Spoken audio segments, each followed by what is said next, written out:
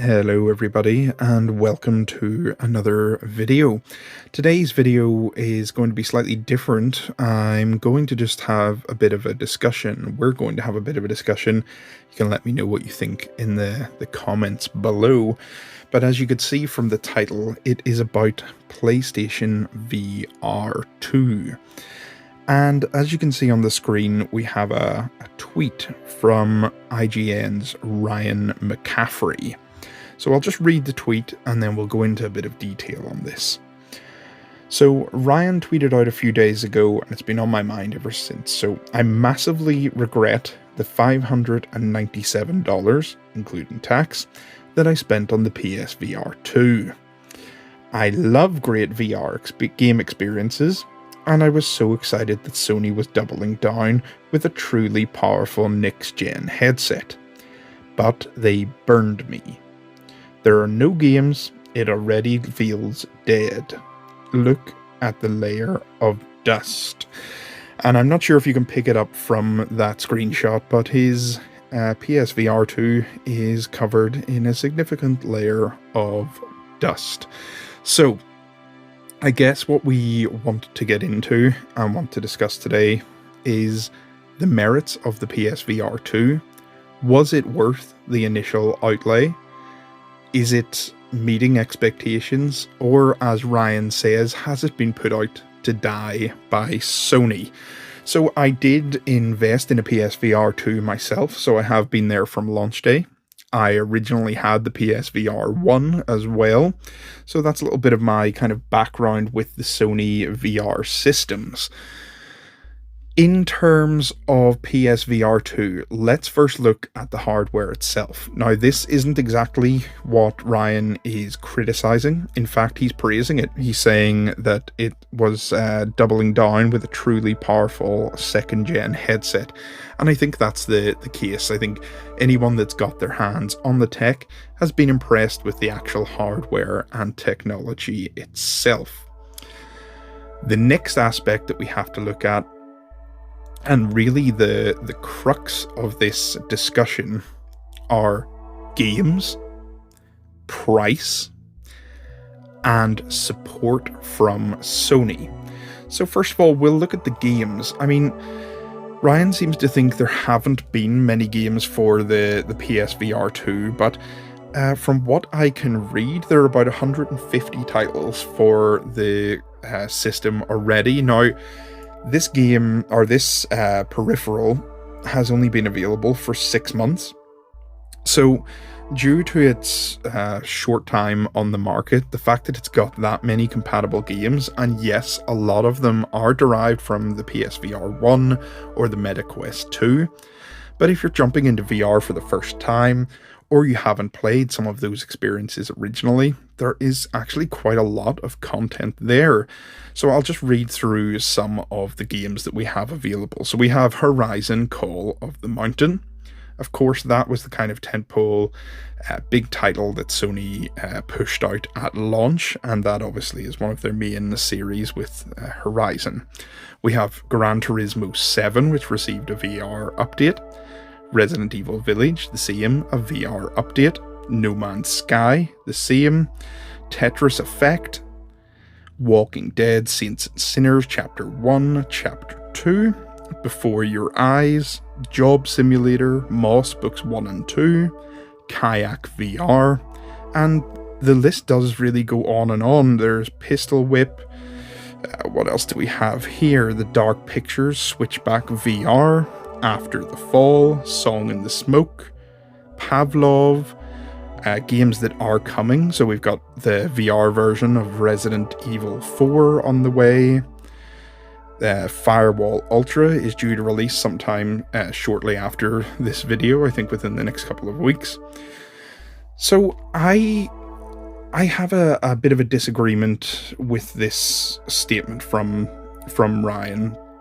And what I would say is that perhaps the mainstream titles, the big show-off, the big blowout, this kind of change your world perspective title hasn't quite come. And I think they wanted that maybe to be Horizon, but really, Horizon, I think that was more a 7 out of 10 style game, and I think maybe what Ryan is looking for is that 10 out of 10 style game, that killer app, maybe one or two of those.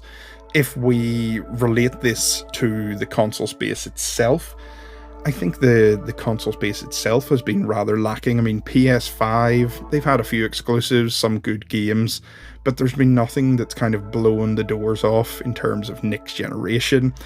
Xbox, for example, as well. I own a Series X, and have done since launch, and it's really had more or less no exclusives of note. So I think this is more a symptom of modern day gaming and the development cycle, but there are a lot of titles on PSVR. I personally am quite happy really with the lineup that I've got. There are a couple of titles on PSVR 1 that I've never got to try. I've now got the PSVR 2 versions of them. There were some games that I did try and I loved, the like of Tetris Effect, and I've now got a better updated version of that to play on my modern system. And then there have been a few games that were completely brand new to me as well, the like of Horizon, obviously, the Gran Turismo 7 VR mode, etc. So I think after running through the list of games, we can see that PSVR 2 is healthy enough with the number of titles. Yes, I would surmise that it does need some more first-party support. Some of those big games, whether that be actual first-party developed studios and software using Sony's IP, or whether it be the support from Sony itself. And that's what we're going to get on to next. So I did say I wanted to talk about games, support, and the price. So the support aspect. This is something that Sony has done time and time again. Outside of their main PlayStation lineup, so PS1, 2, 3, 4, and now 5, any other products in the PlayStation line that they have released, I think have been let down by Sony. We have the original PSP. I think it was marketed quite a bit to begin with, and then they just fell off a cliff completely. The PS Vita similarly had a slight push at the start, but not even that big, and then completely dropped off a cliff. We've seen the PlayStation TV, which was a PS Vita, basically, that you could plug into your TV, again, not supported. Even with the PSVR 1, I would say it was supported, but again, maybe this point that Ryan's touching on is worthwhile because it's not maybe being supported in the way that you would want.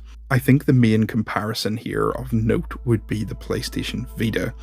It launched, and straight out of the way, Sony gave it a first-party IP in Uncharted Golden Abyss.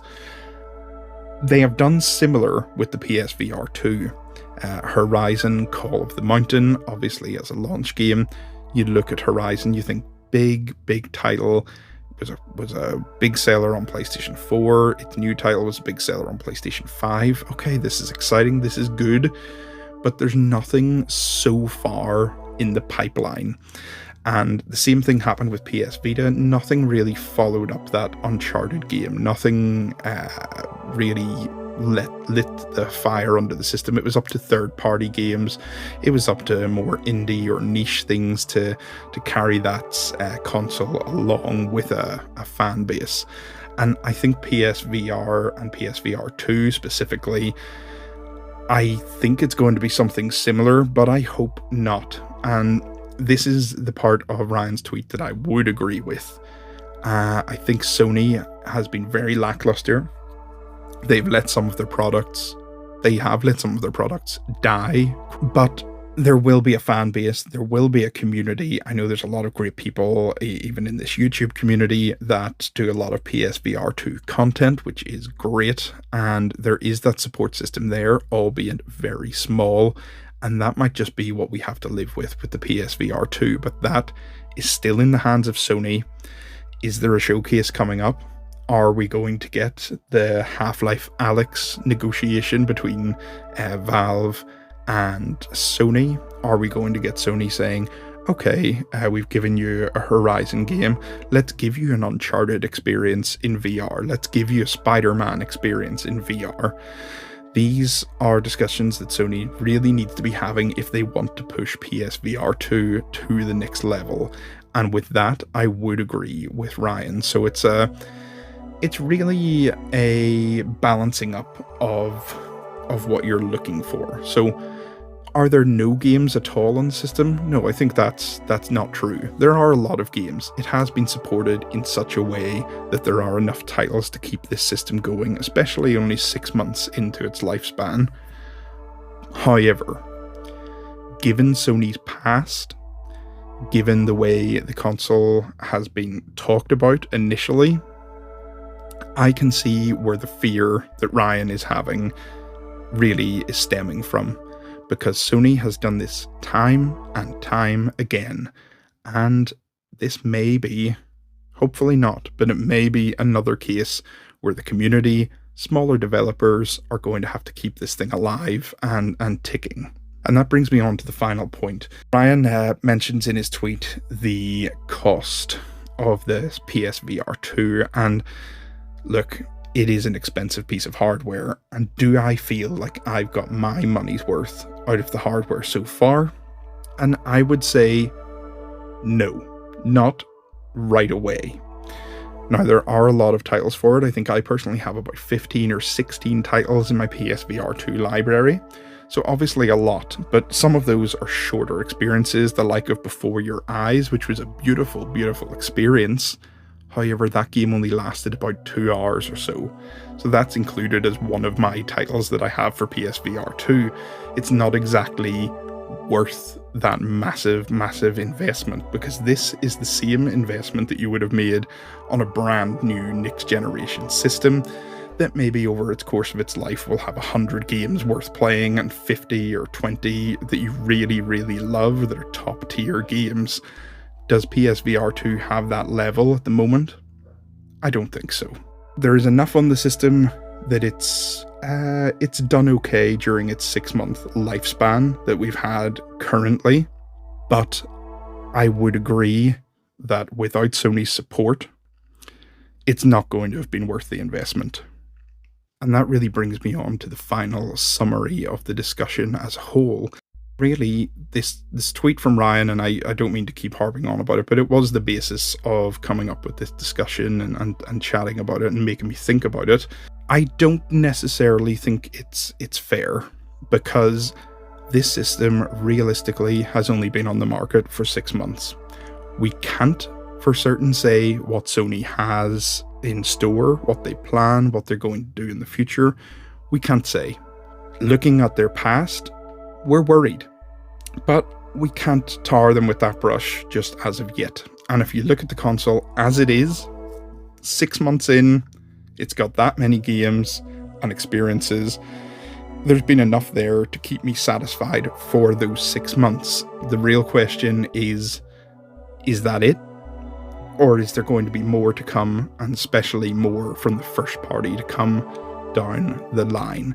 And I think we're going to get a real good view at that at the next PlayStation showcase. So look, if you've enjoyed this discussion, hit the like button, hit the subscribe button, and definitely let me know in the comments what your thoughts on PSVR 2 would be.